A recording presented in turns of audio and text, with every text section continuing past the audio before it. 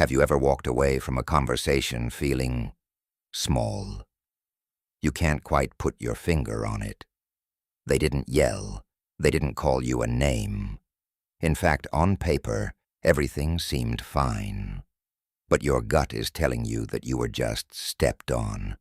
That is the power of sneaky disrespect.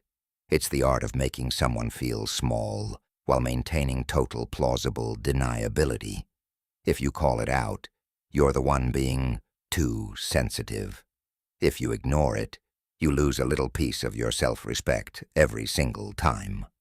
Today, we're uncovering the 6 sneakiest signs of disrespect that people use to undermine your worth, and more importantly, the exact boundary you need to set for each one. Let's get into it. Sign 1. The just joking. Jab.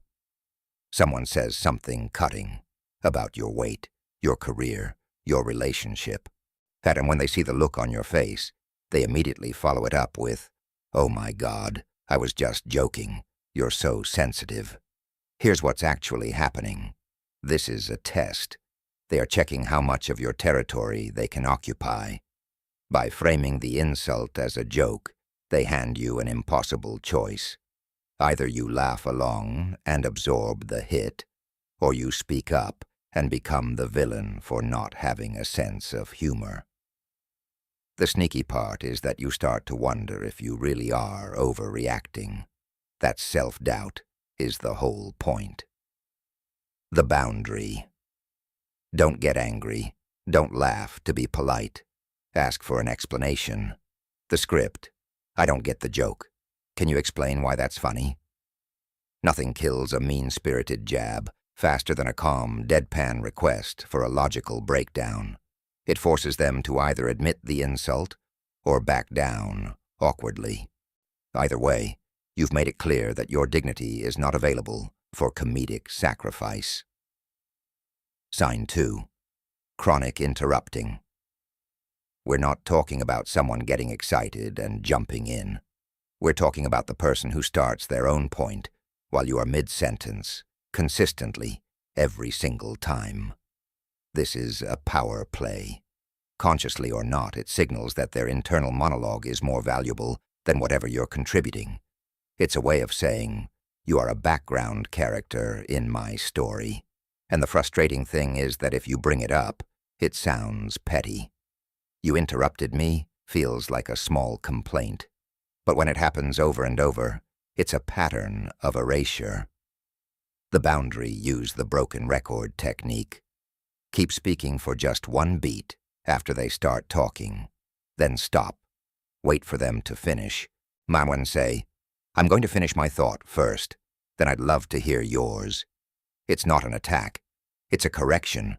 You are reclaiming the floor and signaling, calmly and clearly, that your words have a beginning and an end, and both of them matter. Sign 3. The backhanded compliment. You look amazing. I could never be brave enough to wear something that tight. Or, congrats on the promotion. It's incredible what happens when the bar gets lowered. This one is designed to keep you in your place. It lets the other person feel superior while appearing to be supportive. It's engineered to leave you confused. Do you say thank you, or do you say something else? That confusion is the trap. Most people let it slide because calling it out feels like making a big deal out of nothing. But every time you let it pass, or you teach that person the move still works on you, the boundary use selective hearing. Accept the surface-level compliment, but hold up a mirror to the rest of it. The script. I'm going to take that as a compliment, though that last part was a strange thing to add. Why did you feel the need to include that? You're not exploding. You're not dismissing. You're simply putting the awkwardness back where it belongs, on the person who created it. Sign 4. The phone-first interaction. You're sitting across from someone. Coffee, a meeting, a conversation that matters to you. You're talking, and they're scrolling. They say, "Keep going, I'm listening," without ever looking up. This is called fubbing. phone snubbing. And it's a subtle way of communicating that whatever is on that screen, whether it's an urgent email or a random meme, is more deserving of their attention than your physical presence in front of them.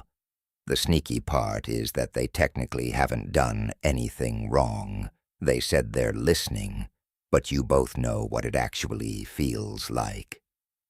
The boundary, use the silence pause. Simply stop talking. When they look up and ask why you stopped, say, "I'll wait until you're done. I want to make sure I have your full attention for this." Polite. Firm. No lecture required. You are quietly teaching people that your voice is a premium experience, and the price of admission is their presence. Sign 5. Decision bypassing. This one shows up a lot in families and workplaces.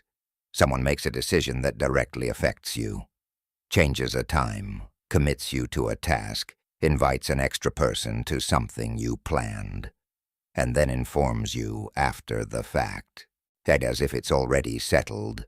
What this communicates, whether they realize it or not, is that you are an extension of them rather than an autonomous person with your own schedule, preferences, and boundaries.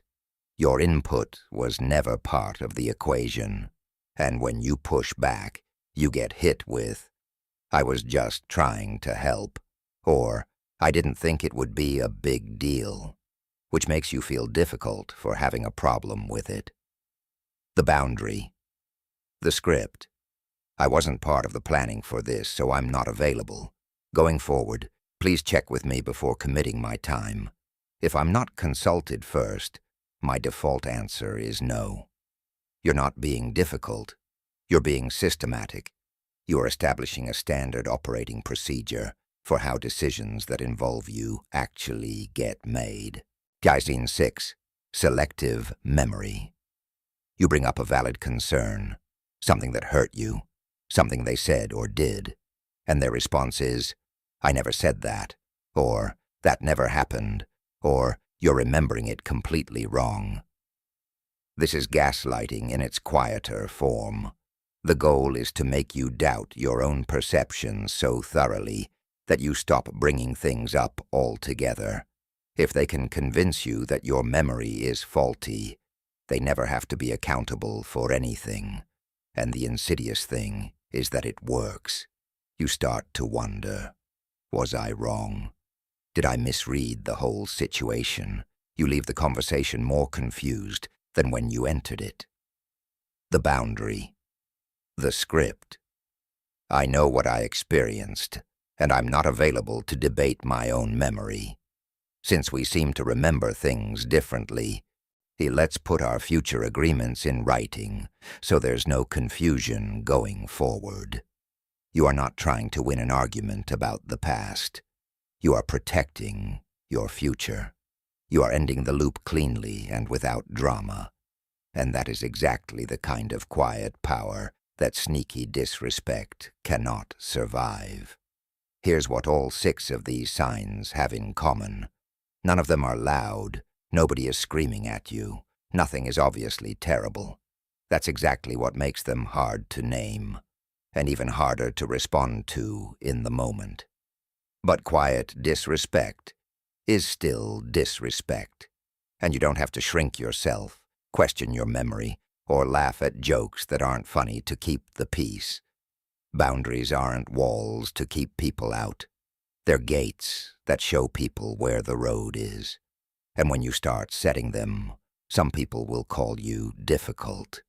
Remember this, the only people who get upset when you set boundaries are the ones who benefited from you having none. Respect isn't something you beg for. It's something you command by refusing to tolerate its absence. Which of these 6 do you deal with most? Drop it in the comments. And if you're planning to use one of these scripts this week, tell me which one. I read every single one. I'll see you in the next one.